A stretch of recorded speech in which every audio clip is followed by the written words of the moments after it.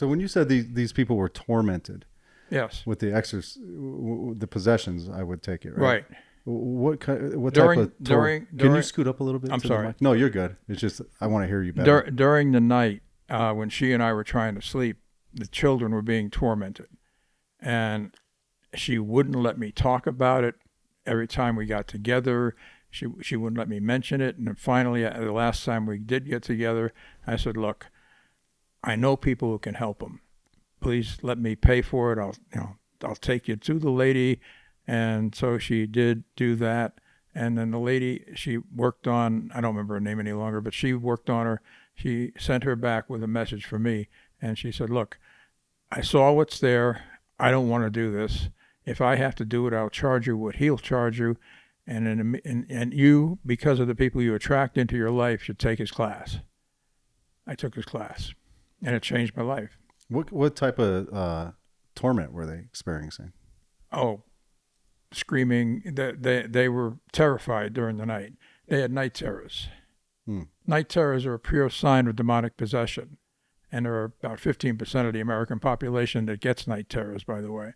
And people have killed people in that state. They go in an altered state of consciousness, and they can do harm to themselves. They can do harm to others. So they're like screaming in fear? Yeah, terrified.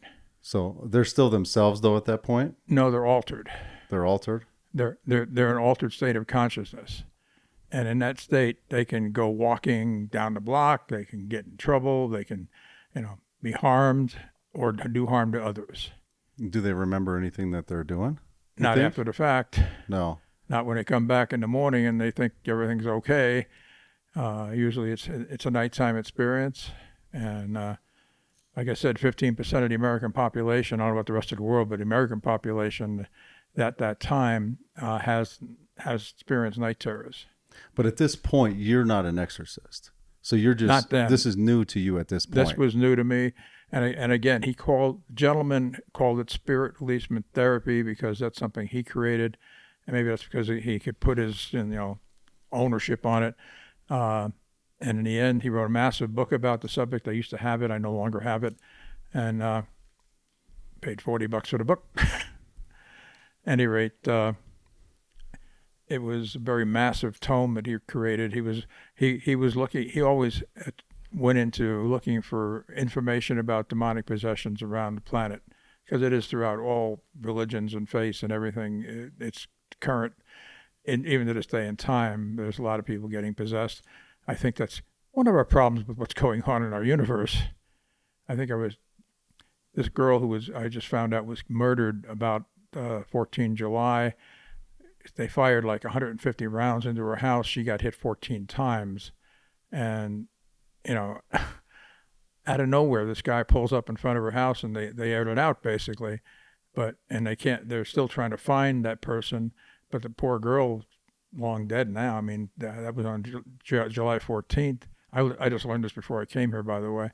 And I'm like, what's the logic of that? None. Sure. Yeah. So you're saying it's like something's in that person that committed that act? I think so. Yeah. Or is it possible they're just a bad person? Well, people who use drugs and alcohol extremely sure open their body up to possession. Yeah. People who are constantly in an altered state of consciousness, anything can walk in your body and have a party. And some people just grow up ignorant. That's true. Some people are born with shitty parents or no parents, and right, they just have bad role models. Right. That's also true. Yeah. And it could be their parents are possessed. Sure. It does run in families. It runs in families? Uh-huh. Huh. Yeah, I've never experienced anything like that. And I'm not trying to sound cocky or nothing, but it's not that I don't necessarily believe in it. I've never experienced it. That's okay. But I thought if I do believe in it, I feel like weaker people might succumb to that. People who are weaker mentally may succumb to that easier. I don't know, but I'm not experiencing it. That's just my natural thought. A lot of the issues have to do with past life agreements. I don't know if you believe in past lives or not, but if you made an agreement made a deal with the devil back in the day, it doesn't go away. It carries forward into your life after life. And so unless you run into a way to clear that And what has to be done is a renunciation has to be done of all past life agreements with the devil or whatever the entity you may have dealt with, to clear it up so it's not going to come back. So this goes into the spiritualist healer side of you, I think, right? Some of that work. Right. Yeah. What's funny is the spiritualists don't believe in reincarnation, but they're wrong, by the way. So what part of, so you're a spiritualist, but then that's just a piece of your it's a piece of what I am. Right. And so you believe in reincarnation. I totally accept reincarnation. Based upon what? Based upon life experiences and a reading I got many years ago by a lady named Griffin in Southern California, Dana Point. And she gave me a very factual reading that went back 2,000 plus lifetimes, and told me about why certain things happened in my life, why I had an issue with money, which had to do with having money taken away from me when I was an Hasidic trader going across Tibet, and these guys, the Mongols, captured me and tortured me until I gave up the money, and then when I gave it up, they still murdered me. So it was like, doesn't matter if you tell the truth or not, they're going to kill you anyway. They didn't absorb you in the clan. I know the Mongols were big on that. They like to up their numbers by absorbing a lot of people. Well, they did that by, they raped their way across Europe. Right. I've dated Asia, Europe. Yeah, Eurasia, Europe, and Hungary. I dated a girl who was Hungarian, who had lineage that went back to them. Basically. Just Eastern Europe, though. I think that's as far as they got. Right. Yeah. You're correct. Yep. Yeah. Yeah. So you were what then? I was dating. Back in the day, I was an Hasidic means Jewish trader coming across the mountains, and I was hiding my gold from these people, and they somehow figured out I had to have it, so they kept going and going and going, and they tortured me until I gave it up. I think I'm believing you because you still like your gold. So that's probably true. I mean, I'm seeing it, man. The story is holding up right now, Michael. Yeah, man. So on the exorcisms, after in the beginning when you first got exposed to that, when you were first exposed to it, rather, right. You started learning about it, and you went to someone to help with those children and those people that were being tormented. Right. And then you started to learn about it. Right. And then I'm assuming you got interested in it at that point? Well, because of my relationship, I was extremely interested in it, and clearing her children became something, and she wouldn't let me do it. And I actually had to do it a year later through another person who knew them. And through a third party, I was able to clear the children. She never even knew that it happened because we didn't talk. And at that point, I was within months of going to Canada as a pastor. I went to Red Deer, Alberta, Canada. I was elected in '96. I was elected in August, and I got to serve up there from September of '96 to September of '98. Elected for what? Pastor. Okay. They had 5 candidates. I was one guy and 4 women, and I thought I was going to be like the last person they got because I was out of the country, and it turned out I was the first person that went, and then the second person came from my church in Redondo Beach. Was another woman who was candidating for the church, and the truth is she was Canadian and didn't want the job. She didn't want to go back in the Canadian system, so she didn't want the job. And in the end, one lady who was a local did the talk, turned around and said, "I don't want the job." And it was kind of like that. In the end, I was elected a vote of 40-3. Out of the 43 people in their congregation, I got elected. And the guy says, "I don't know if I got good news or bad news." And he said, "We elected your pastor." And I said, "Okay, when am I supposed to show up?" And he said, "Well, we suggest you go to the workshop in San Francisco. You would have to represent us there. And then from there, you can go drive to Canada," which I did. I had to move out of my home in El Segundo, drive up to my sister's home, park the truck in front of their house, and then went to the workshop in San Francisco. I think it was the Hyatt Regency at the time. How old were you at this point? 48, I think. Okay. Yeah, because I turned 50 up there. So this is well after the Vietnam War. Oh, yeah. Right. Long. This is like the 80s or something, or 90s? No, this was in the 90s. 90s, yeah. That would have been 96 when that happened. And what was funny is when I was interviewed for the job up there, this fellow on the board says to me, "You do realize it gets 40 below here?" And I paused for a second. I said, "Well, as long as you don't want me to stand guard outside the center, I think I'll be okay." And I didn't tell him why I said that. I used to guard nuclear-armed bombers at Plattsburgh, New York on Lake Champlain at 50 below zero because they left us out guarding the bombers even though you were. Nothing living was supposed to be out at 50 below, but they left us out guarding the bombers. Yeah. That's the government of the United States, by the way. So is this on your road to doing your first exorcisms yourself, or is this? I was already doing exorcism when I became their pastor, and I specifically wanted to clear each person I could on the board to make sure we didn't have any interference from outside forces while I was working there. And did they believe? What type of church was this? What denomination? It was a religious science. They called it the Center of Spiritual Living because in Canada they didn't have a title church under the Canadian laws, but we were considered a center of spiritual living, and that's what I was brought in there to be, was the replacement for the former pastor had been a Hell's Angel, ironically, and I do mean that. He had trouble crossing the border. Was he active when he was the Reverend, or was he? No, he was out of that by the time he became a Reverend. Sure. But he also had this long history with the Hells Angels, so him crossing the border was always an experience. Oh yeah, with the border. Yeah. Yeah, with police. Yeah, you guys didn't care in the church. No, the church didn't care. Yeah. Yeah. Because God leads those who. Yeah, he chooses. He had a change of heart about his life and took the job as he created that church. Yeah. I'd met him previously. Doug Craig was his name, Reverend Doug Craig. And at any rate, I heard he was leaving, but I didn't think anything about it. And then it was like, you need a candidate for something. This is open. Here's your shot. Yeah. So I did. So did they believe in, or were they familiar with, I should say, exorcisms at that church, or was that something? Because I know some people were very happy with what I was doing. Some people were not.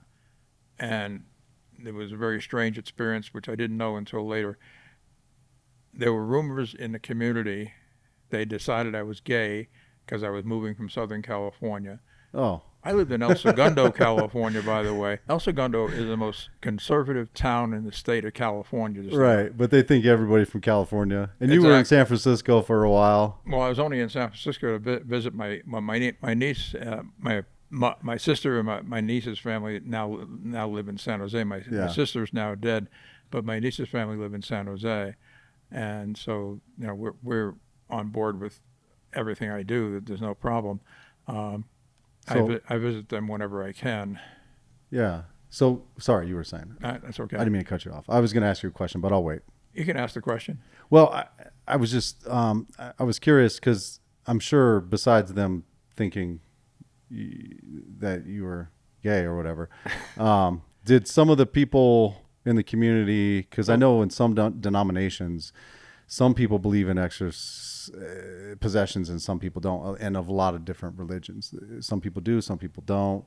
I think that the typical more mainstream Christians in America, I don't think they really deal with a lot of that, or they don't really talk about it that much. That's more like Catholics. Well, even the Catholic Church is like in the closet. Yeah? They don't actively, even though they know it's there, they don't look to deal with it unless it's they have no other choice, basically. I thought that was like a common thing that was part of their... It's in their training. Yeah. But it's rare that they want to get involved with it, and it does require higher authority to deal with. Catholic Church is a very controlled organization, so it's like... Yeah. You don't get to do anything on your own. You have to have the training. you have to have someone backing you up. They know this. It's something you don't want to do alone, basically, normally. Yeah, you always need like in the movie, you got to have the guy with you. Right. Remember the old priest and the young priest? Right. Well, in my case, I just had a message from my friend in Sedona, Yeah. and he needs me to clear his girlfriend, and I will do that when after I make it home today. I will do that work for him, and we clear each other. I have another friend who's in Mount Shasta. We work together again. You never want to do this work without backup because it's dangerous. Okay. So, are you doing this over the phone? Yes. Okay. Majority of my work I do on the phone. I will, if necessary, I'll sit with somebody and do it, but I like to be on the phone. It's easier. Huh. I have my friends, and they're currently in Warsaw, Poland, and I work with them. And it was funny how I got to work with them is I also do matrix energetics, and they do matrix energetics. Matrix energetics is a 2-point process for transformation. And this friend of mine was in a workshop with them in Seattle, and my friend told her daughter, she said, look, you got 3 other female entities with you, and I can't do anything about it, but I know a guy who can, and here's his number. I got the phone call when I was in a dental chair at the dental school here, and I said, yeah, I can do all that, but I can't do it right now. Call me back in about 4 hours. So for me, I don't know about other people. I don't know about you, Michael, but for me, when I think Exorcist, I'm thinking of the movie The Exorcist, and you got 2 preachers, and they got a cross, and they're holding a rosary, and they're reading the Bible, and there's like a demon that's kind of like possessed a person, and they're changing, they're, whatever, if they're getting gray or pale, or and they're just like kind of like a zombie. I mean, am I way off base here? Is this totally something different? No, what I do, and I learned this the hard way, is before I start, I do fields of protection around me, around them, and I have them do renunciations of the powers of darkness. And because if you don't do that, you might do a quickie, and then within a day or so, they'll be back. The problem will reoccur. If you do the renunciations of all powers of darkness that you can conceive of, and you can go as deep as you need to, and then you do the clearing, and the bottom line is it works. But if the person does not in truth renounce the powers of darkness or the demons that are messing with them, it's like pulling fleas off a dog. So is there a time where doing this over the phone just isn't enough, that someone would need to be there in person to get the job done? Or is it just that you said the person themselves is reciting I things, have them right? repeat after me a renunciation of the powers of darkness. Okay. And So the fact whether I'm in person or I rarely do in person things now.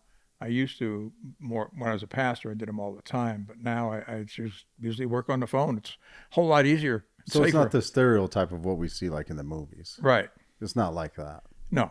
Okay. And by you having them they're basically doing the work themselves. You're just leading them in it. I lead them in. But what I learned, and this I learned the hard way, is before I do anything, I bind and hold anything that could attack either one of us during the process. Because I've gotten in trouble by not doing that. And that's why I have 2 people, my friend in Cottonwood, Arizona, and my friend that's in Mount Shasta. We call each other, and like my friend just did with me, for help. Because if you're going to do this kind of work, you don't want to do it without backup. That's asking for trouble. Is the main reason because of the powers you're dealing with? Right. Okay. Right. I mean, so what is the most, and I don't know if difficult or challenging, I don't know if those are the right words.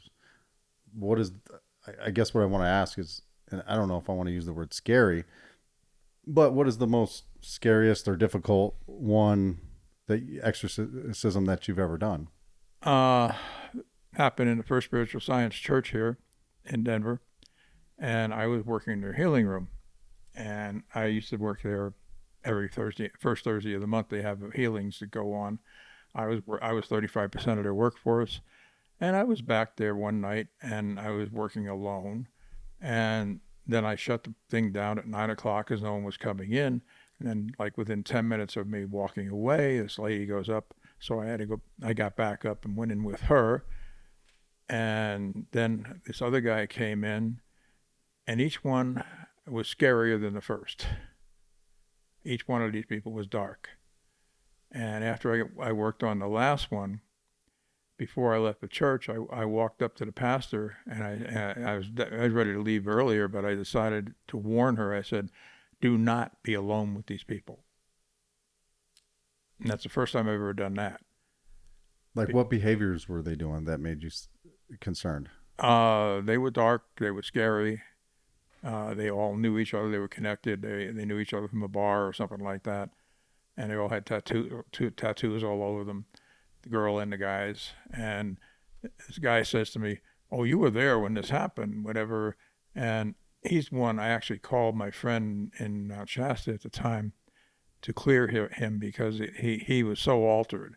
And she said, well, if we take this out, he may die. I said, well, better off dead than what's going on with that guy. You know, if he's going to die, he'll die. Because she felt that his soul was no longer in his body.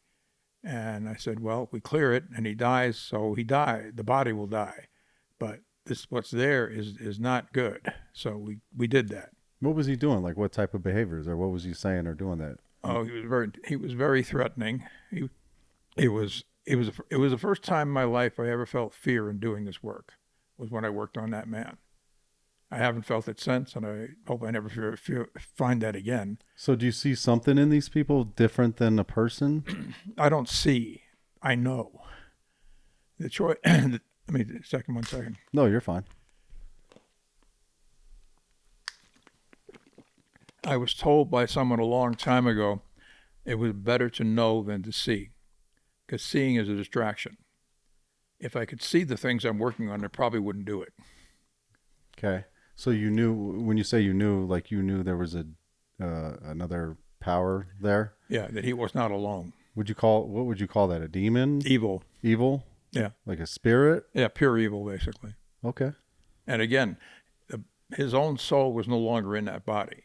So it's nothing like we see in the movies when people are possessed and they make them look like zombies and they're spitting up, throw up at people, and their heads are like, veins are popping out. I've never encountered that, ever. Yeah. No.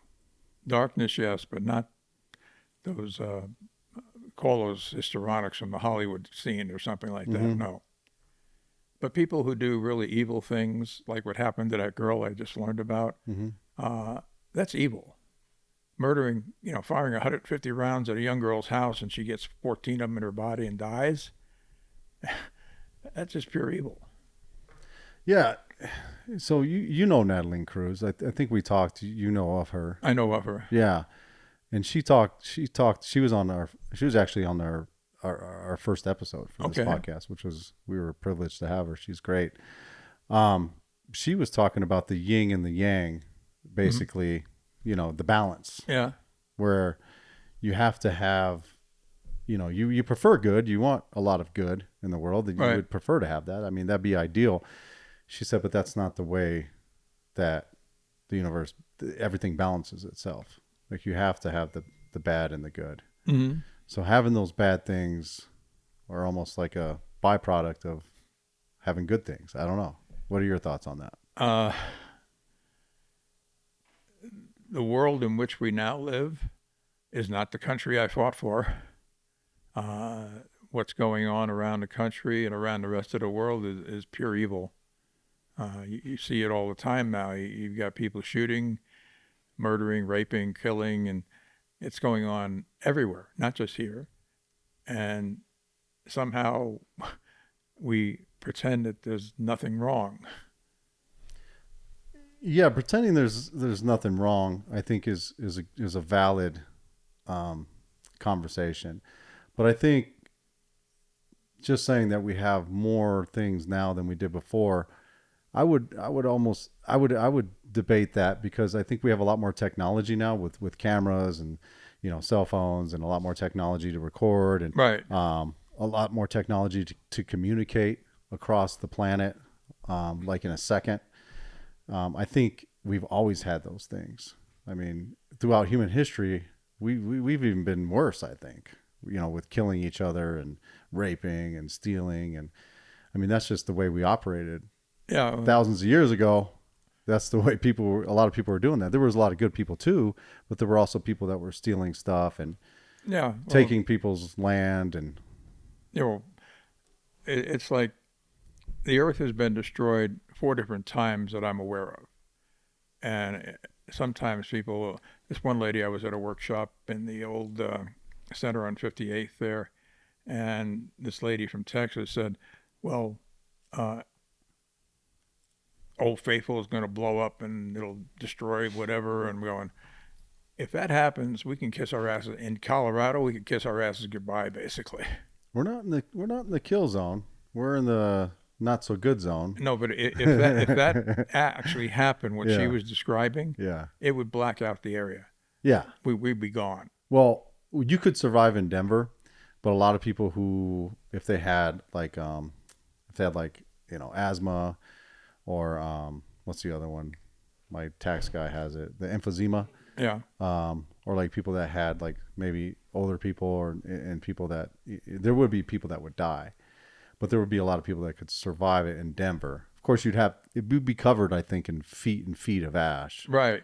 But you wouldn't, which could still have embers in it that could ignite things here as it landed. But the initial kill zone, I think, goes just in the top of Colorado. I think if that actually happened, it would destroy us. Because it would mean a super volcano, which is potential. Old Faithful going off would be the end of whatever. It wouldn't be good. No. It would be bad. And 4 different times, man has been removed from this planet, and we've come back. And it's like it'll either happen or it won't. And if it does happen, you can kiss your butt goodbye, basically. So how long do you think we've been on this planet? Because I have my own theory, but my theory is based upon, I did an Excel spreadsheet. I'm weird too. Even in COVID, when that happened, I did an Excel spreadsheet, and I started to realize really quick that the numbers were wrong. Right. And I said, wait a minute. Because in the beginning, they were saying 3% dead. And I was like, 3%? Wait a minute. If we have 350 million people in the U.S., 3% of that, I'm like, oh, wow. I'm like, that's like 3.5 million people. Right. I'm like, that's a lot of people. It would be a lot. Oh, wait. No, it's more than that. It was like 10 million. Sorry. Whatever. Yeah. Bottom line is it didn't happen that way. No. So I did the same thing with the spreadsheet with the man. All I did was go backwards. Mm-hmm. I just went as far as I could. Like, I looked at the population in the world now. So on the first line of the spreadsheet was like 2000. I think I did it during COVID because I was bored because, you're at home half the time. So I did like 2020, 2010, 2000, 1990. I tried to go back in 10-year increments, but then there was a big period where they didn't have the greatest records, like, 1,000 years ago or 2,000 years ago. So I just did what they had kind of guessed for the world population, and I took it back to 0 on the Excel spreadsheet. I just did the math backwards, and I came up with like 17,000 years. And what's his name? Hancock. What's his name? Graham Hancock. Yeah. He has been talking about the last time that the Earth was destroyed, mm-hmm. and what it looks like the birth of the current civilizations that we have. Right.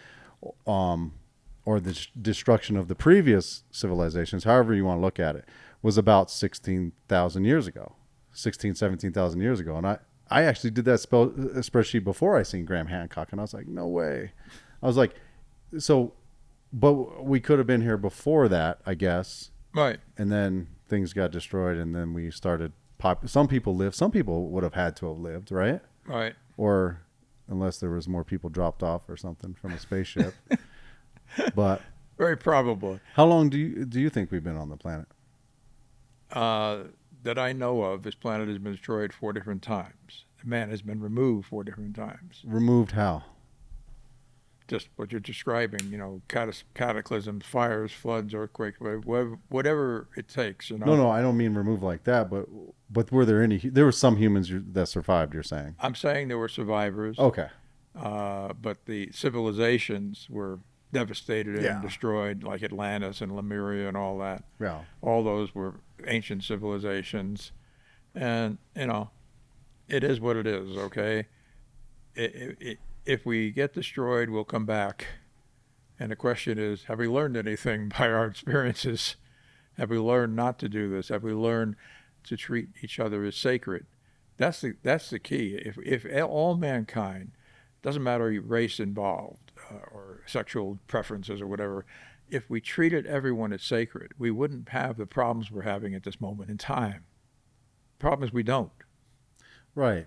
We have differences. Yes. Whether it be religion, race, economic classes. Right. Somebody's tall, short, fat, skinny. Overweight, underweight, whatever. I always say if you make like everybody the same race, then we'd still pick on each other for like the little things. Of course. Like, oh, look at You got a zit. Yeah, look at he's short. Or Yeah. we do that already. Well, yeah. Yeah. Yeah, people look at me and they feel I'm strange, so I don't care. The first time I seen you, I thought you were very interesting. Yeah. Yeah.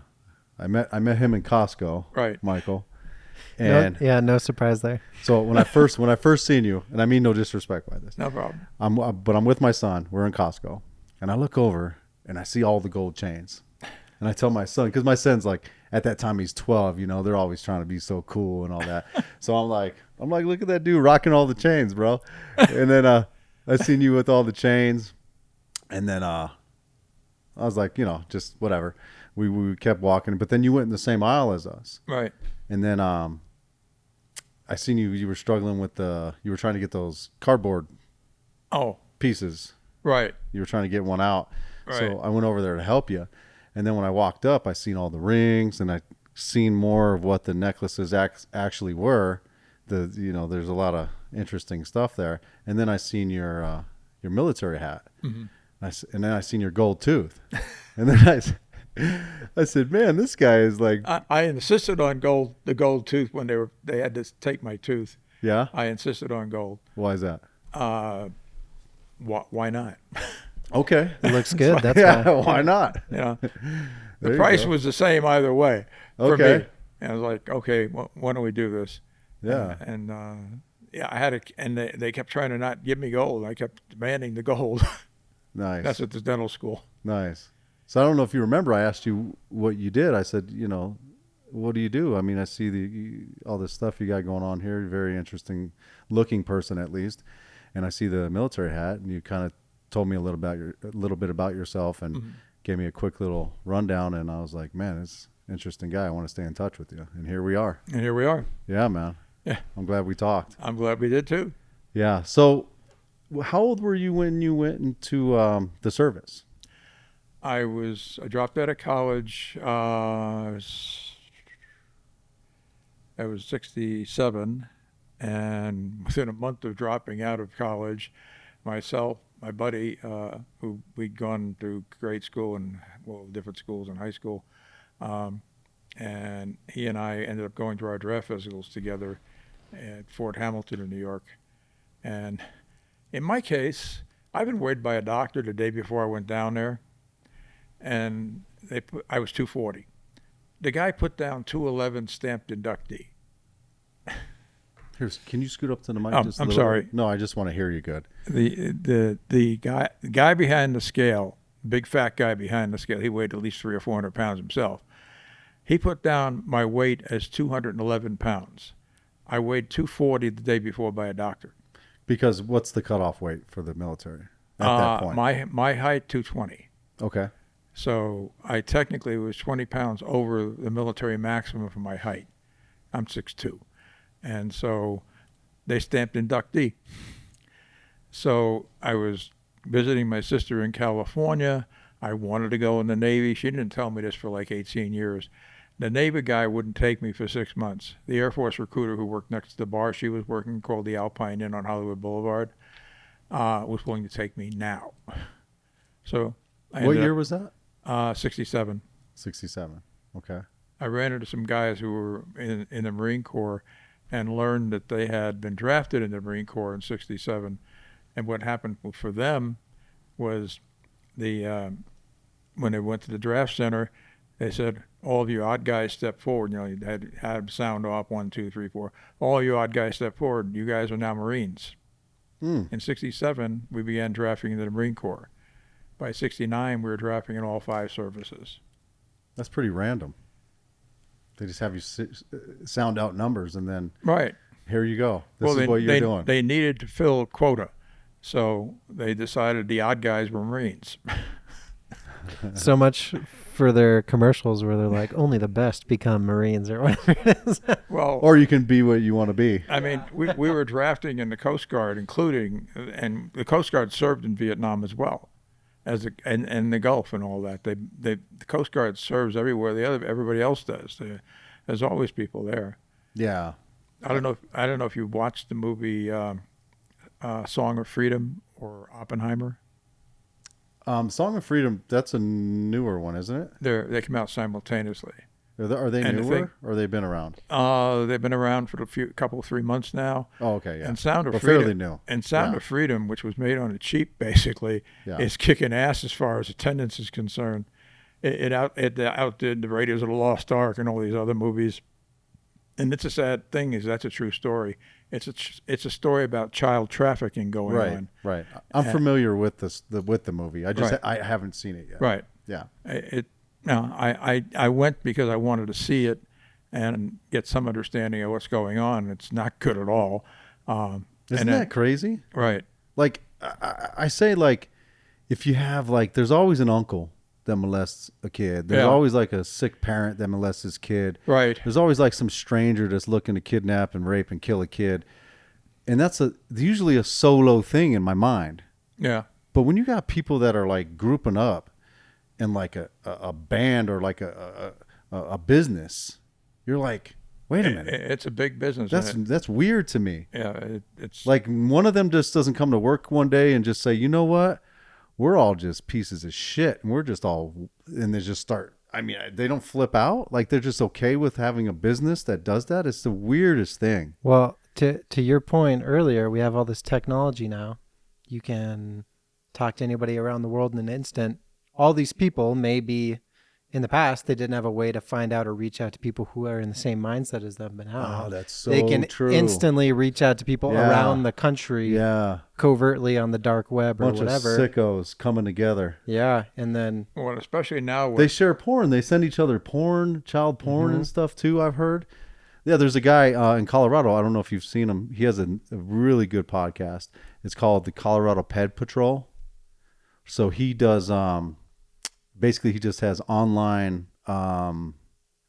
decoys, they call them. Yeah, so he has just adults. They can be men or women, just, people, just citizens, right, who go online. They go on these chat groups or these apps, and they go in there. They put that they're an adult, but then when they start talking to a person, I can't say a man, because they actually caught a woman recently, which is nuts. So then they'll say, hey, I'm 14. Is that okay? And then they see if the guy, most people are going to be like, hey, I'm fucking reporting you. Right. Report her as an underage kid in an adult chat room. But then you have the guys who are like, well, that's all good. Well, I won't tell if you don't tell. And it's like, and he had a guy on there one time who had child porn, and he had got it from another guy on the internet. Like, somebody else sent it to him. yeah, there was this. It's crazy. I haven't told you this. I edit the TV shows, right? So Okay. I edit a show similar to that, and Why don't you say what it is? Are one you of not the allowed to say no, what it is? I think I can say it. It's called Takedown with Chris Hansen. I don't know if that's the guy who did To Catch a Predator on NBC. So he has a show now on a private network, and I edit that show for him. And there was an episode which they keep doing updates to this episode where they caught a police officer. And I forget the exact numbers, but they raided his home, they got his computer, and on his computer there was like 100,000 plus Jesus. images. And he had a network around the country, and they use them as currency, these pictures, and they trade them with people. And that's how they build, because you can't just Google it, right? And that's how they build these libraries of pornography, which is insane. I had a friend, maybe that's not the right term, an acquaintance, I think is a better term, and he got set up. He was contacted by the Lakewood police, a woman, and pretending she was a young girl, and he got stupid and got into that, and he eventually killed himself because he was gonna go to jail, and he blew his brains out basically. Sure. Yeah. I'm sure some people get caught and yeah, you realize your life's over. And I would never Yeah. have thought he was that kind of guy, you know. Yeah. I mean, your life's at least over in I don't know, being accepted by the majority of people. Right. I'm sure there's that group that they'll be just fine hanging out in. Oh yeah, well, Yeah. it's existed forever, but it's become big business now. So terrible. So weird. Yeah. There's plenty of women out there. Yeah. Oh, if you like young girls, go for an 18, 19-year-old. I'm not interested in 18 or 19-year-old, but if you like young girls, there's plenty of 18 or 19-year-olds out there. What? I don't understand. It's a sickness, let's face it. It is. It's a sickness. And some of that could be demonic as well. Ah, yeah. Yeah. I like your perspective on the possessions better than the ones in the movies. The ones in the movies are not realistic, right? You're like, No. it's like watching The Walking Dead. Right. Like that's not even possible. Right. That you can still move around. I always tell people As your body's rotting. Yeah. I always tell people if there was a zombie apocalypse, I would just go to where it's freezing. Because then the zombie would just be, because there's still liquid in there. You always see they're leaking liquid. So they would just freeze and be like, I don't even think they could do that because they would be frozen. Well, you get it. I didn't understand why that show's still on. It's had like 3 different spin-offs. It's got so terrible. Yeah. I liked the first few episodes, Yeah. and then after that, I was like, "Oh, this is getting ridiculous." It kept getting worse and worse. And Yeah, it would have been better off as like a really cool movie. Like, I don't know. It's my opinion. I did like the first seasons, though. yeah, I saw it for a while, and I don't watch it anymore. Yeah, You know. yeah. So when you got selected as the odd number, you went to the Marines? No, not me. Oh, I learned this from a guy who was a Marine in a bar in California before I went in. Okay. And he informed me that how they selected them at that time was to have them when they were being drafted, they had them, 1, 2, 3, 4, 5, 6, 7. They said, all you odd guys step forward. All you odd men are now Marines. That was their way of selecting Marines at the time. So where did you stand? I wasn't there. I wasn't in that group. I was already being enlisted in the Air Force. Oh, so you specifically signed? Oh, I gotcha. signed up to go in the Air Force. I get what you're saying. Yeah. I'll give you an idea of military intelligence. I shot 30 out of 60 rounds in a target with an M16 in basic training. I had 4 years of training in cooking and catering. They should have made me a cook. Logical. No. You can go on-the-job training, security policeman. So first day, you go to basic training. basic training. Oh well, that's I'm talking down line. Yeah.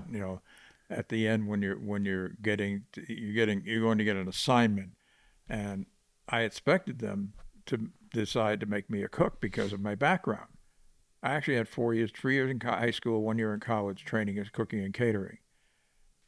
Didn't matter. They needed security policemen, so I became a security policeman. Yeah, I was just going to ask you. So that was your assignment. Yeah. Yeah. And that was on-the-job training. I wasn't trained in basic training, or there is a school there at Lackland to be a security policeman. They didn't send us to school. We were sent straight to the base without training. We had to be on-the-job training to do the job. Where was that at? In my case, Plattsburgh, New York. Okay. That's 15 miles from the Canadian border in New York State, right on Lake Champlain. And it got to 50 below there. And at 50 below, nothing living is supposed to be outside, but they didn't pull us out. They left us out there guarding the bombers. Right. And how long were you there? I don't remember the exact time. Because of the things that were happening with the Tet Offensive and the seizure of the Pueblo, we had guys TDY to both Vietnam and to Korea. And so we were running the place with a limited number of people. They took our M16s at the time and sent them to Vietnam to give to the ARVN. That's the Army of South Vietnam. And gave us 30 caliber carbines, of which we had to be requalified because none of us were qualified on a 30 caliber carbine at the time. So it became a choice of, do I stay here, continue to freeze my ass off? Because it was like winter was a long period of time. There was like 9 months was winter, and the rest was a moderate time summer up there on the tundra in New York State, because we were 65 miles from Montreal. My one regret is that I didn't go to Montreal, which was 65 miles away, and visit it. But I didn't do that. I kept going back to the city because I was from the city of New York. So I was like, everybody wants to go home, right? Where are you from in New York? Queens originally. Oh, okay. Yeah. Yeah, I grew up a little bit in Connecticut. Okay. All my family's in New York and Connecticut. And me and Most of them. Donald J. Trump were born in Queens, except he had better digs. Yeah, he probably had a better place and everything. No doubt. So did you ever actually leave the U.S. during your service? Yeah, when I went to Vietnam. Oh, sorry. Yeah. Sorry. What year did you go to Vietnam? 68. Let's see, December 68. I was flown from MacDill to Hawaii. From Hawaii, we stopped in Okinawa, and then the final regular flight was to go into Tan Son Nhut in my case. What is it called? Tan Son Nhut. Tan Son Nhut? That was the air base. Is that in Vietnam? Yeah. Oh, okay. Yeah, it was the main airport air base for Saigon. How old were you when you went there? Probably 20. Wow. Yeah. What was your first impression of Vietnam when you got there? It was hot. It was hot? Hot and sticky and buggy. Yeah. Millions of bugs. Yeah. How were the people? Because I know I'm assuming that's in the South. Yeah. Okay. How were the people in the South, the Vietnamese in the South, the southern part of Vietnam? Did they? Well, this was the number of people working on base was like 35,000 that were Vietnamese, and we were told up front that at least a third of them were VC. So when they were coming in, I was in law enforcement. We were searching them to see if they were trying to blow us up. When they were leaving, we searched for what they stole. Okay. And they did both. Oh, they brought weapons in? Yeah. What kind of weapons did they bring in? I wasn't there when it happened, but there were times that things were found on people. Mostly it was things they were taking off, coming out of when they were done their job, whatever the job was, because they worked in our cantonment areas to do laundry and whatever. It was a huge place. So they knew they'd be searched when they go in. So it's mostly trying to steal stuff. Right. They knew it. Yeah.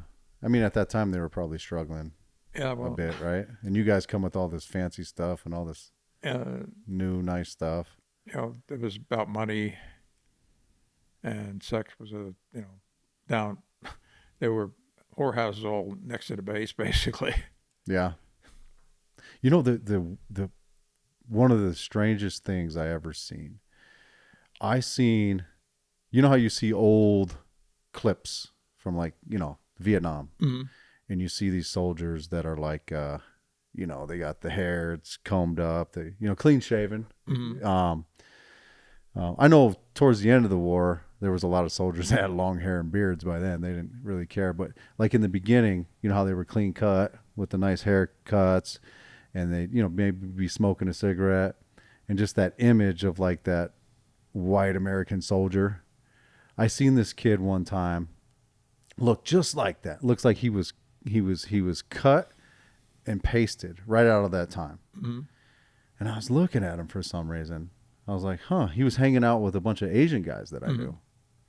He was just over there talking to them. I couldn't hear what they were saying, but it sounded like he was speaking in an Asian dialect. Could be. So I walked over towards them, and he's speaking fluent Vietnamese. Okay. Fluent. The kid couldn't even speak English, and he looked like one of those stereotypical white Vietnam soldiers, American soldiers. And I was like, wow. I asked my buddy, I tried to talk to him. He's like, he doesn't speak English. My other Asian friend, he said he doesn't speak English. I said, really? I said, where is he from? And because in that group they weren't all Vietnamese, Mm-hmm. but I don't know. I don't know. They were communicating. I don't know the details with that. But I said, "Where's he from?" And he said, "Vietnam." And he looked at me like, my buddy looked at me like it was no big deal because they're used to that. I think, because I think a lot of American soldiers went over there, Well, it wasn't just Americans, it was the French before us. or soldiers, right, Yeah. from other countries. Right. They went over there and they were with girls over there Right. and getting them pregnant Right. and then leaving. Right. So I asked my friend, I said, "How old is he?" Because at the time, I think that was early 2000s. And he was like, he's 20 something, like 25 or 27, which would have put him right dead smack at the time when soldiers were over there during Vietnam. I'm not saying that couldn't happen any other time outside of that, Yeah. but I thought it was ironic that this guy just looked like an American soldier cut and pasted out of that time. And he wasn't. He was a byproduct of that, and it was an amazing thing. You talked about you talked earlier about how we're all kind of connected and we're all the same. We need to learn how to just exist together, and I see people like that who are byproducts of those conflicts or byproducts of those negative experiences that we go through, and they look to me, they're amazing. To me, they're beautiful. They're like this good thing that came out of something bad. Mm-hmm. This amazing anomaly. Yeah. Right? You get this guy who looks like a white American soldier from Vietnam, but he doesn't even speak English. He is a Vietnamese person by culture, by birth. Right. And it just blew me away. So when you mentioned the whorehouses and stuff like that, I think about the soldiers messing with them, and it reminds me of him and getting those girls, having kids with those girls. Because I mean, in the 70s, they probably weren't wearing condoms. People weren't taking birth control. You're on your luck. Well, they did have condoms, by the way. Did they? Yeah. When did condoms first come out? I wonder. Oh, World War II. Oh yeah. Okay. I don't know. I mean, soldiers and female populations all over the world, doesn't mix well, huh? well, just the way it goes, Yeah. The thing you must remember about war is a business, and business is good. It's crazy you say that. I just finally realized the depth of that recently. Because I understand it creates, production of the stuff needed for war. Mm-hmm. But it actually creates a lot more. All the economies, because everybody's busy supporting the other thing. So, yeah, it kind of clicked in my head a little more. I'm a late bloomer, by the way. During the Korean War, they never imported 1 ounce of gasoline, 1 bomb, or anything to the bases that were bombing Korea. We had stockpiled all this stuff for the invasion of Japan. When I was in training in country in '68, we were training in the field, and they gave us breakfast, which was sea rations. For breakfast, we were charged 33 cents for breakfast. We were charged 67 cents for lunch. Same meal, by the way, packaged in 1943. So you had to pay for your own meals at that time? Only in that part. Don't ask me why. There's no logic in charging us for a meal that was already packaged in 1943, for Christ's sake. I think you told me about this when we talked before. I might have. Yeah. And you told me what your favorite meal was, and you told me, I think, a worse one. That if you got it, you thought it was better or worse. I don't remember. I think there was no difference. They were the same meal. Just the price was different.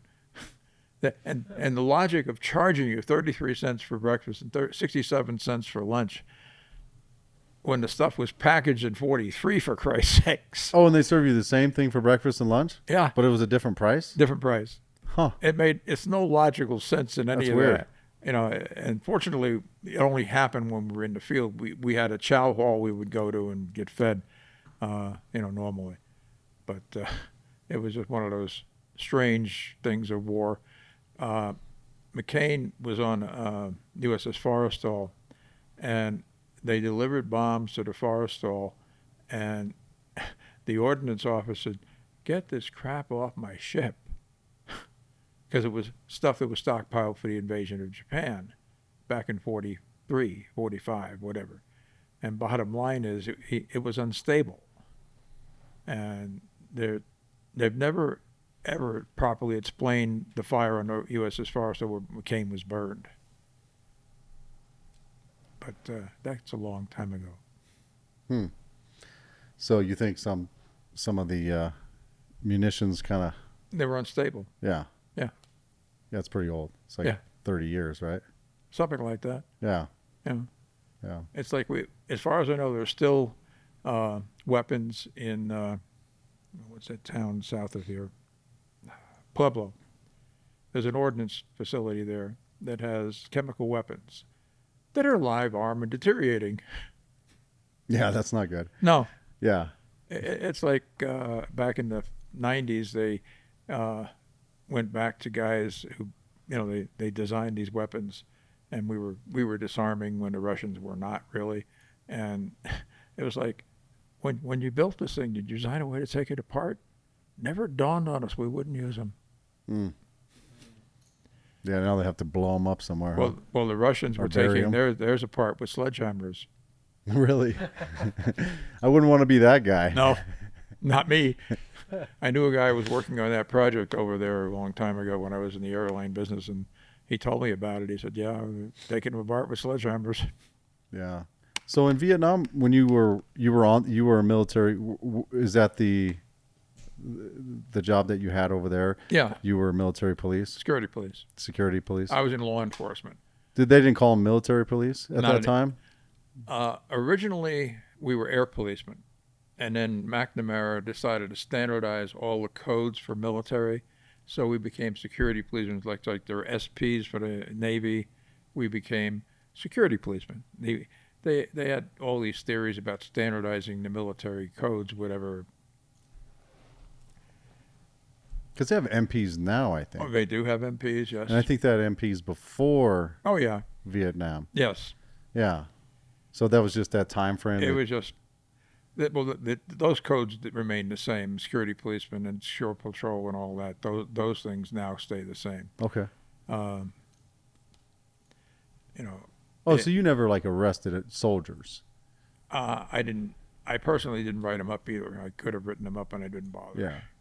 So there was still military police at that time. Yes. So they dealt more with that. Right. With that kind of stuff, with soldiers breaking laws or something. Yeah. Okay. And you just more security of the base. Right. Gotcha. Right. Gotcha. So did you stay on the base for the majority of your time in Vietnam? Well, we all made it downtown occasionally. Sure. Sure. And, it was one of those things, and, because, you wanted to get laid, you had to go downtown, basically. Yeah. Sorry. No, you're good. So the Army, I would guess then that the Army and the Marines, they were the ones that were more out on the patrols. They had base camps in different places. They tricked the Americans into putting the headquarters of the 25th Division on top of their main force headquarters for South Vietnam, because otherwise it would have been bombed. But because the 25th Division was sitting there, we couldn't bomb it. Huh. So say that again? They tricked us into planting the headquarters for the 25th Division, Tropic Lightning, that's based in Hawaii normally, on top of their main force headquarters for all of South Vietnam. But the South Vietnamese were the Allies. No. I'm talking about the VC and the NVA. Oh. It was all tunneled under there. Oh. Yeah. Okay, that's what you're saying. There was tunnels there already. Whole tunnel complex.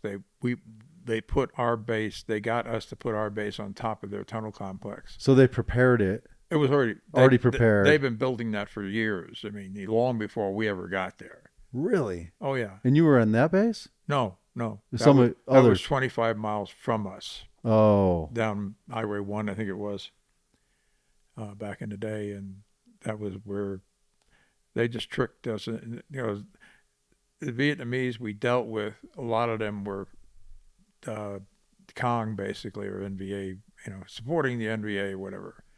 NVA is Northern Vietnamese Right. Army. Right. Yeah. Right. So they tricked us into doing certain things over the years to support their war effort.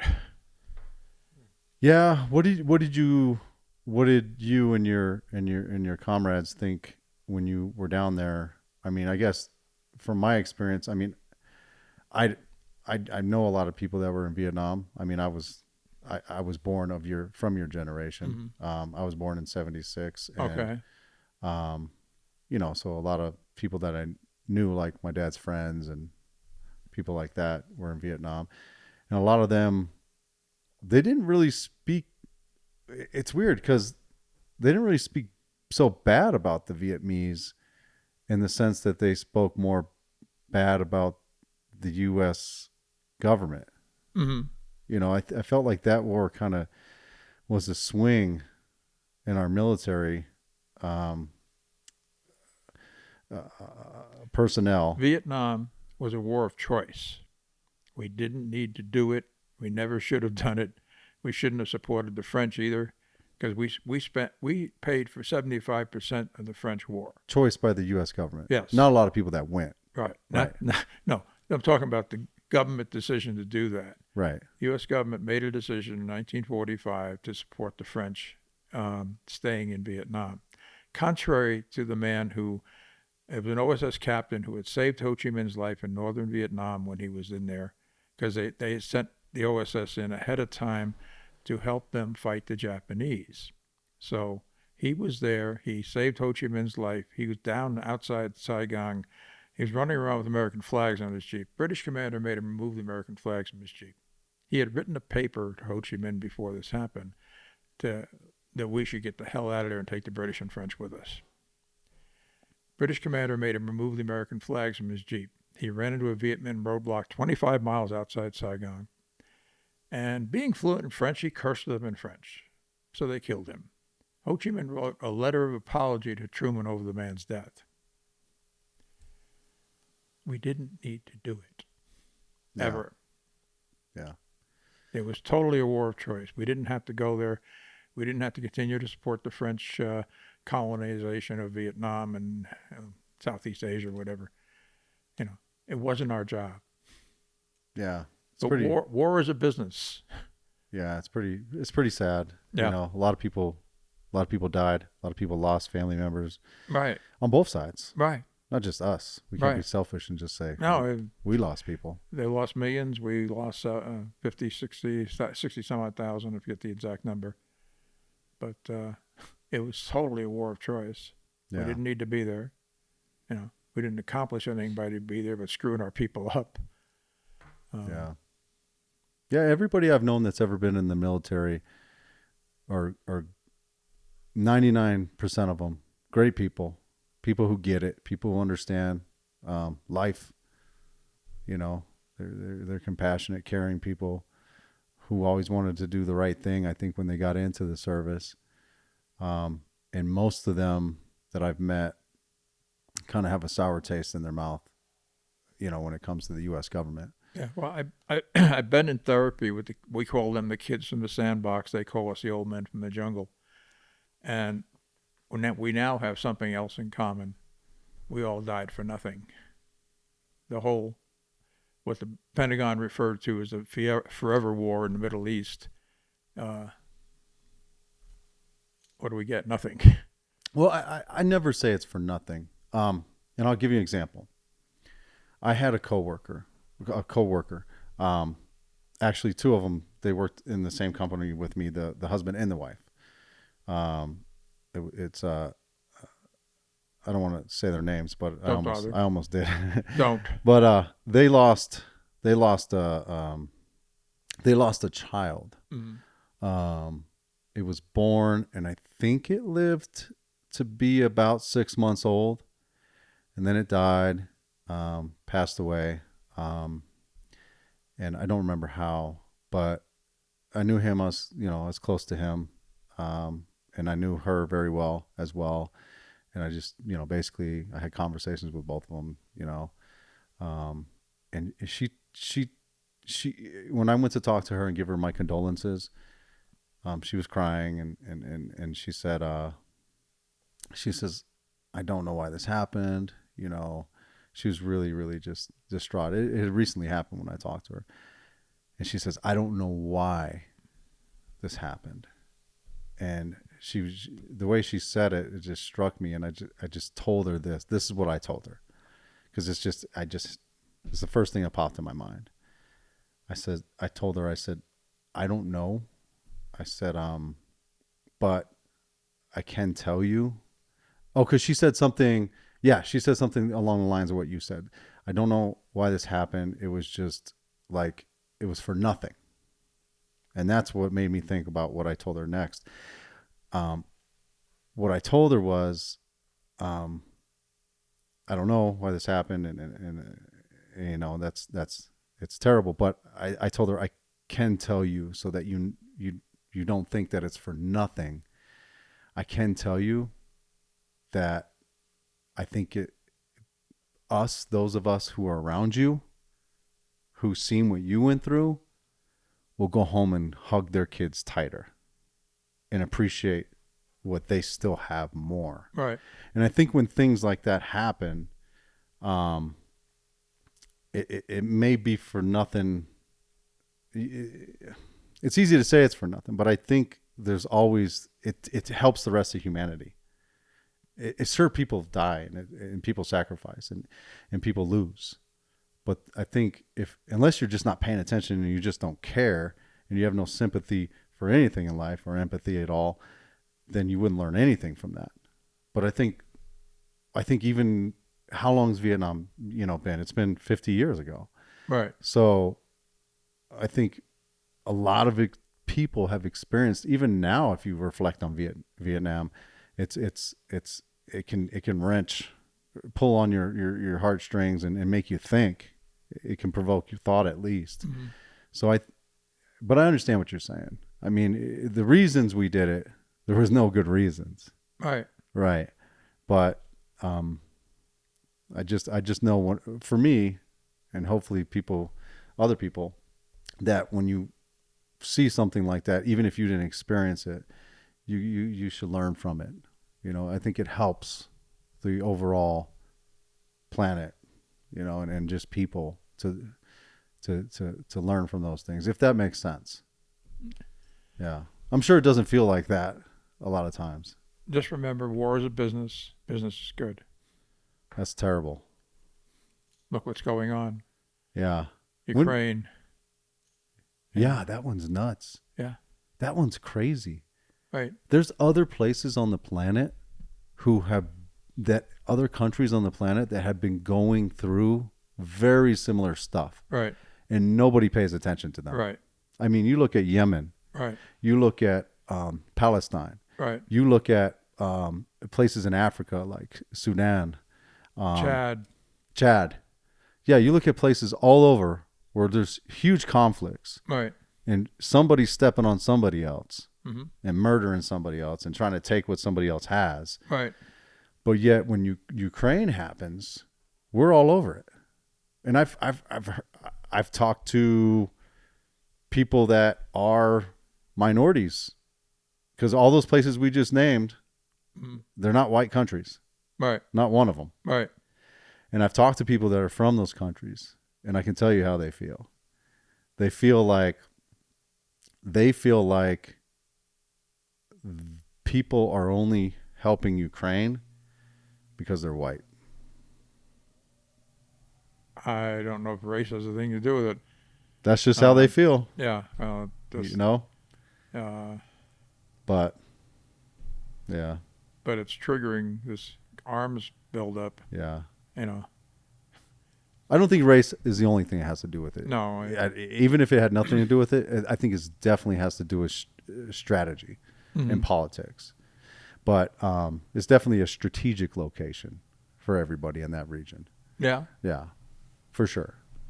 But this is how these other people feel, and I could see it. I can understand how they feel. Yeah. The Poles aren't happy with anything there, that's for sure. Oh, no, yeah.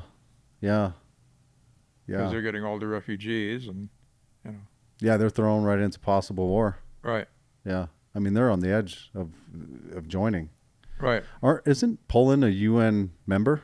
Yes. Yeah. They're a NATO member. I'm sorry, NATO. Well, they're both UN. Not UN. Well, they're both. NATO's what I meant. I get it. Yeah. Yeah. Yeah. So the agreement is if one person in NATO gets in, they're all supposed to get in, Yeah, right? well, remember something. When Poland was invaded, we weren't supposed to let that happen. When Poland was invaded by Germany? Germany, yeah. And it was like they were betrayed. First the Russians betrayed them because the Russians joined the Germans in dividing up Poland. Because the Germans came in from this side, the Russians came in from the other side, and they didn't start fighting right away until they decided, when Hitler in his infinite wisdom decided to go to war with the Soviet Union. Bad idea. Oh, yeah. Yeah. But he was high as a kite half the time, so he's starting to lose his mind. Yeah. He was doing that 1940s meth. whatever they had back then. Yeah, he was losing his mind. I mean, you got to lose your mind to want to do the things he did. True. It's nuts. Nuts.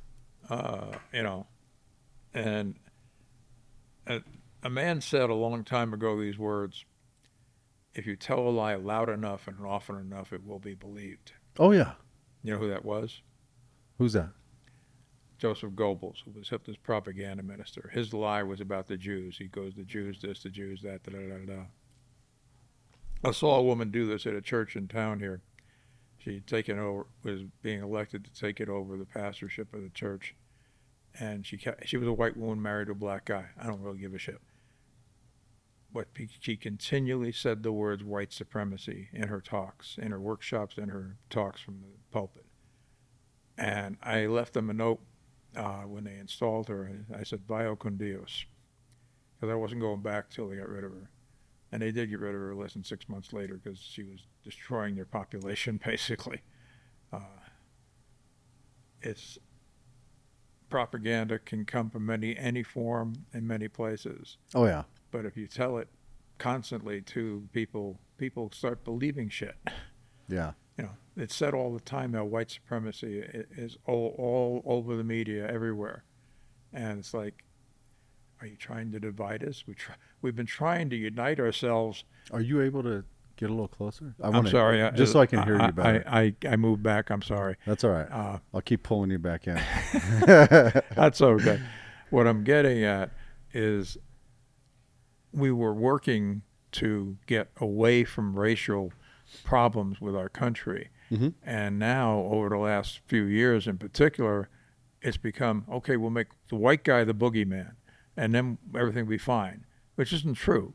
The more you separate us, the more you divide us, the harder it is going to be to unite us again. The more we damn doesn't matter which race you're going after, it isn't going to unite us. We need to unite ourselves and recognize that we are all one human family.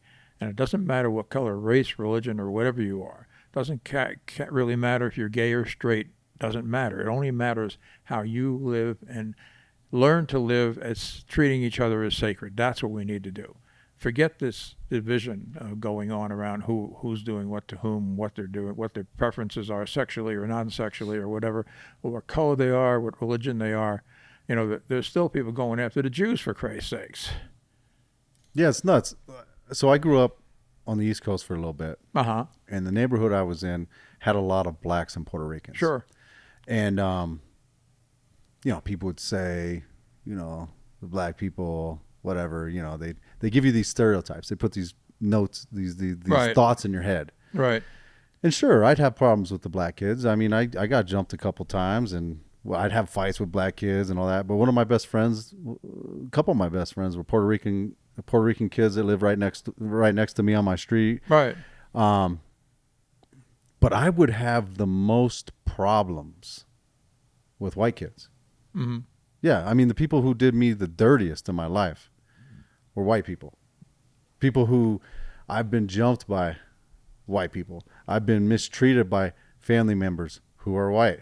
Mm-hmm. Like, I've been...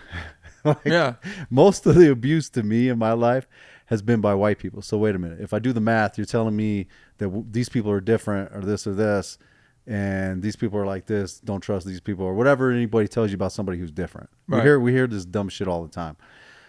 But okay, so what do I do about these white people that are like me? What do I do? I need to get, so if I need to get rid of the worst people in my life or stay away from the people who are the worst, which you're trying to tell me about all these other people, and that's what we hear all the time, you know, not now, I don't hear that, but I mean, just on TV and other things like that, then shouldn't I get rid of all these white people out of my life? You know? I think part of what you were talking about, this propaganda, I think part of the issue is that in this day and age, if you want to blow up a story about anything, say about white supremacy, or whatever it is, or it doesn't matter. All you got to do is go on Twitter, and you can find a living, breathing example of somebody who's legitimately feels that way. Yeah. And then you can put it on the news, and it doesn't matter what it is, whether it's racial or sexual preference or whatever, and whether you have good intentions or not. That's all it takes. Right. And then you can say there's people all over the internet doing this. Yeah, it could be because you found 2 on Twitter and you put them on TV or whatever. So you can push any agenda you want in 0 amount of time. Right. Yeah, people battle over Chevy and Ford. Yeah.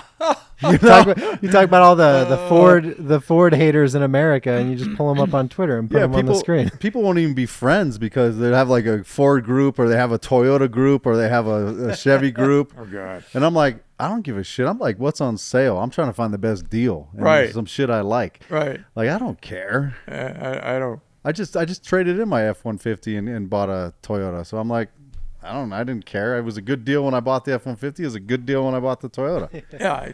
I don't know. All I care about is the thing runs. Yeah. Or I like the car. Yeah. Yeah. Yeah.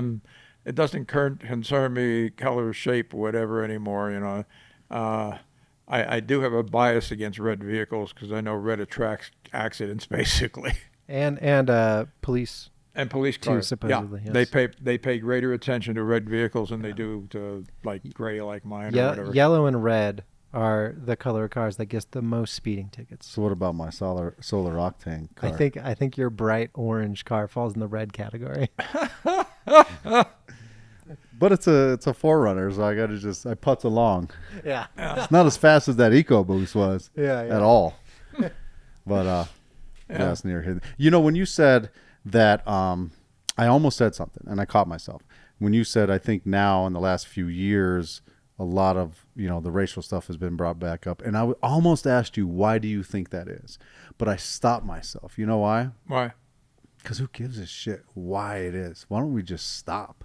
Well, that'd be a good thing. Right? Stopping would be a good thing. Because if we keep going, why do you think that is? And I'll do that. I'm guilty of that too. And I've done that, and I'll do that again tomorrow, I'm sure. But the more we can catch ourselves from like adding to it and growing it, I think it's better just to like, it's like the annoying kid in school, which I've been guilty of being at points. I know you guys can't believe that, but when I was a kid, I used to always get in trouble. But if you have that one that's annoying people and he's acting up, you know, as a little kid and he's doing that, and they say ignore him, and then he'll stop, and then, you know, you do that, and then they stop.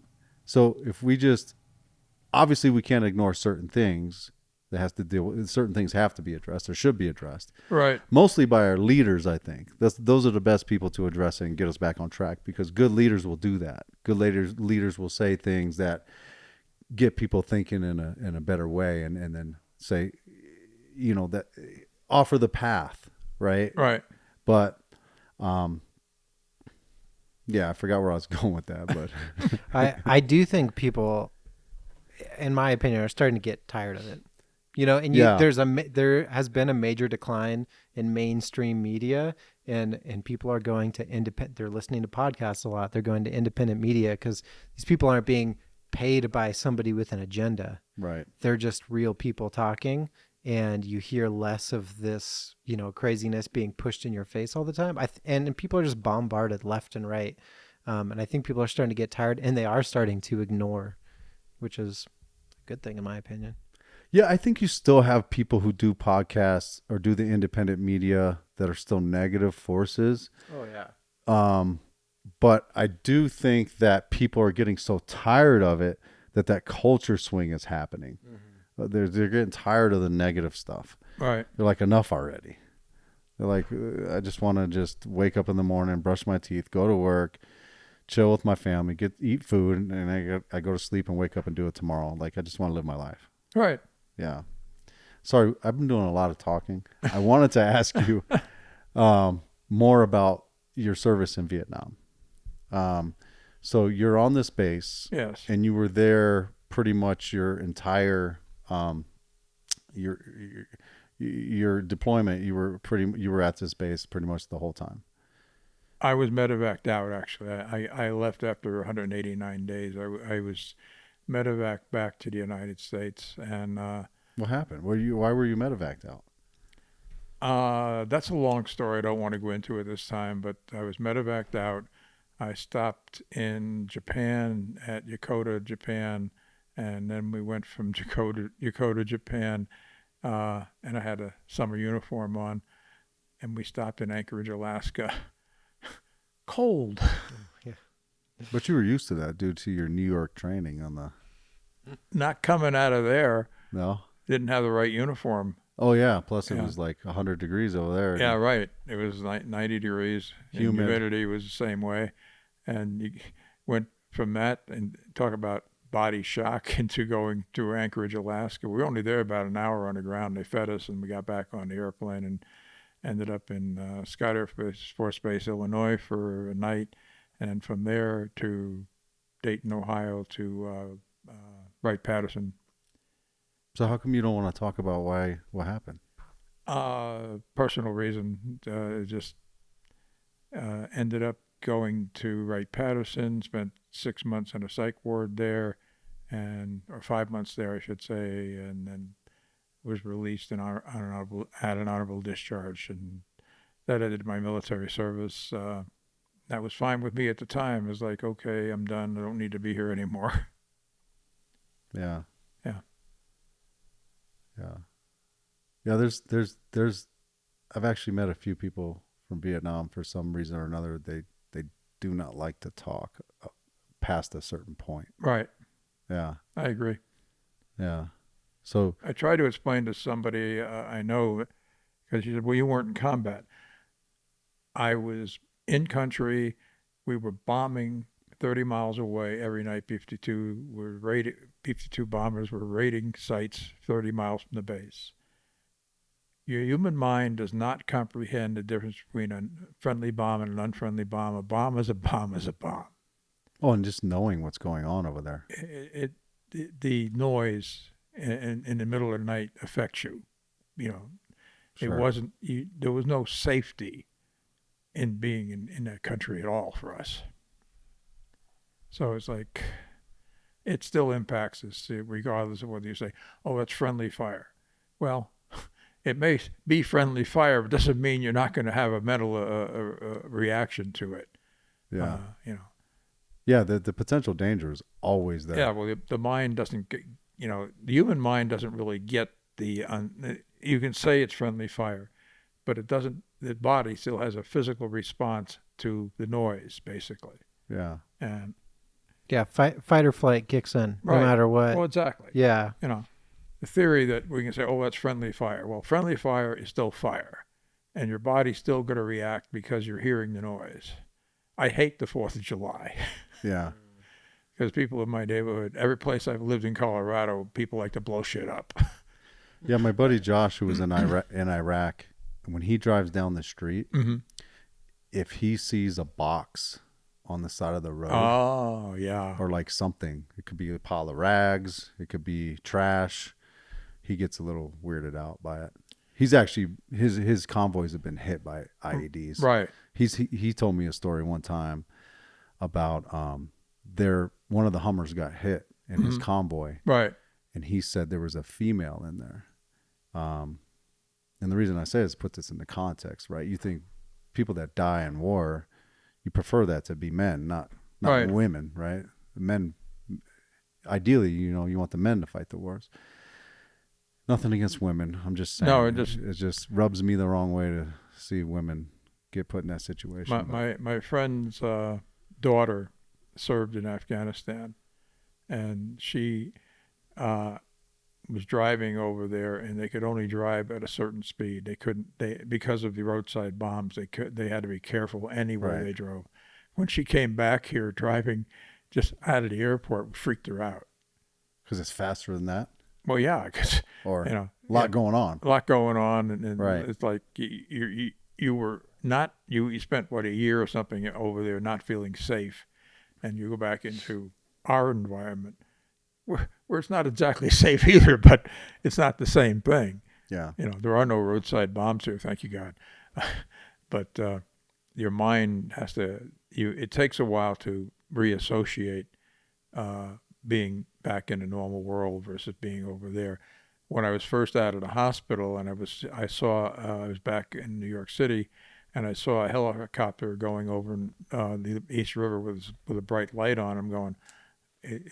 It was for me. It was like an unsafe act, because over there you couldn't do that. You wouldn't do that. Yeah. So I was like, okay, I'm responding to something because of where I've been, not because of where I am. Yeah. So he told me when that got hit, her Humvee got hit, mm-hmm. They went over there, they opened up the door, because they need to help. Right. Who's ever in there. He said when they opened the door, he said she had, I think, seconds. And he said the screams that were coming from her were just the most terrifying thing. It just broke his heart, he said, I think that's what he told me. I'm not trying to put words in your mouth, Josh, but if you hear this, but yeah, he said it was awful. Right. He said it was awful. Her screams were the most worst thing he said he ever heard. And he's seen other people die. Right. I think he told me about a time a suicide bomber came up and blew himself up, and there was pieces of that guy everywhere.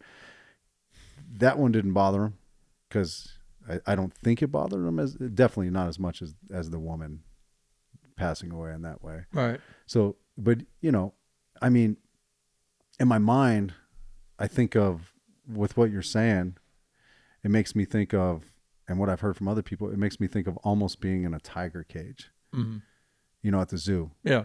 It's like, yeah, you're in there, you could die, and maybe you couldn't die, but maybe you could. Right. And just having that feeling of like, okay, in locking you in the cage where you can't get out.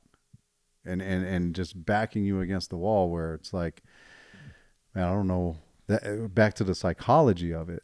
Is that kind of a feeling like, because I couldn't. I mean, I've been in dangerous situations before, but that's different, because a dangerous situation, you could be face to face with it, like a dangerous person or the tiger. But when there's nobody around and somebody can send something from a mile away, right, on your head. That's got to be an awkward feeling. Right. Is that some of the kind of like the psychological, like? Well, it's fight or flight. Yeah. That's the bottom line. And it's one thing to say, oh, that's friendly fire. But the reality is your mind doesn't get that. Your mind is just reacting to the fact that it's hearing explosions. And it's not all friendly fire. Right.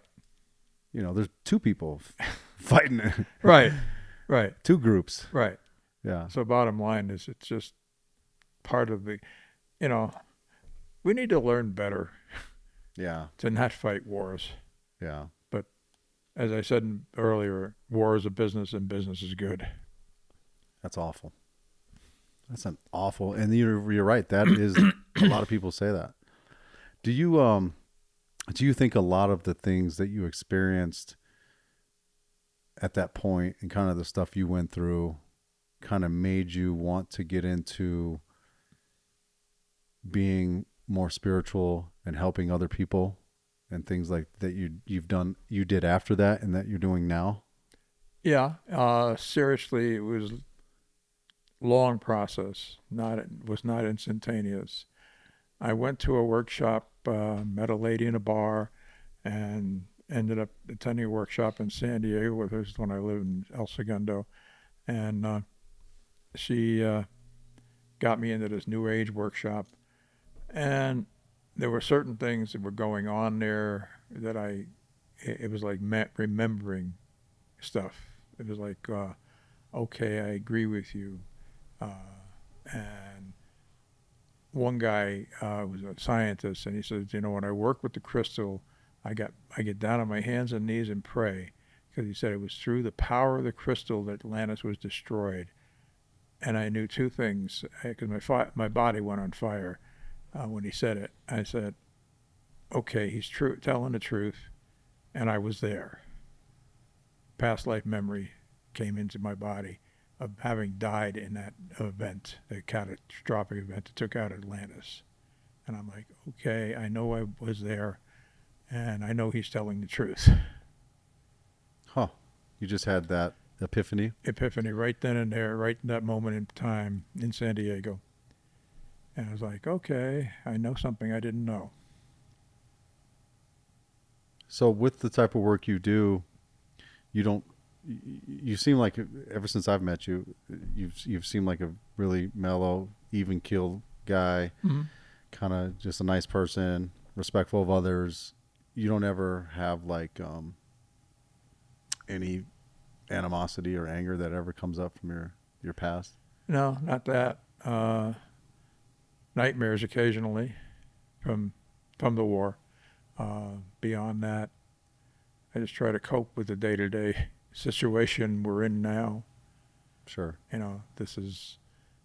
I was shocked to learn my friend's daughter, she told me, because I'm like with you, she recognizes me as a spiritual person. And she tells me that her daughter was murdered July 14th. Yeah. They shot like 150 rounds into her home. She got 14 of them in the child. I mean, do they know who did it? They're still looking. They have pictures of the car. So they do not know who did it. They haven't found him yet. It's not like an ex-boyfriend or nothing. Could have just been random. Who knows? Random. Yeah. No way to know. But she was so well liked, there were apparently 400 people at her funeral, or memorial, I should say. Yeah. But it's senseless. Even if it was a boyfriend, it's still senseless. Yeah. There's a lot more. Yeah. I'm just saying there could be emotions involved or something. Yeah, it could something be, but like that. It Seems too violent for just a boyfriend thing. Still not worth it. No. For anybody. Right. Yeah. Even the person that's trying to come out on top by hurting somebody else. Right. Their life's still ruined. Right. So it's. I guess I was more shocked to learn that from her, because she's never. If she'd have told me sooner, I would have gone to the funeral myself. Yeah. Because she's somebody I like speaking with when I'm there. And I'm there like 3 days a week, Costco. Oh, yeah? I do laps. Yeah. I shop also. Nice. So these days, what are you doing these days? Are you a reverend anywhere? Or do you have a congregation at this time? No, I just attend Althea, which is a church at 14th and Williams, originally a Divine Science church. That I don't know what the situation was, but they changed their name a few years back to Althea. That's down there by the old St. Joseph Hospital. Or it's still there, right? St. Joe's Hospital? St. Joe's is near there. They're at 14th and Williams. Right down the street from It's a historic building. Yeah. I know exactly where that's at. Okay. I don't know the church, but I know that area. Yeah. It's the east side of Denver. Yeah. Right. Yeah. Yeah. Yeah. Any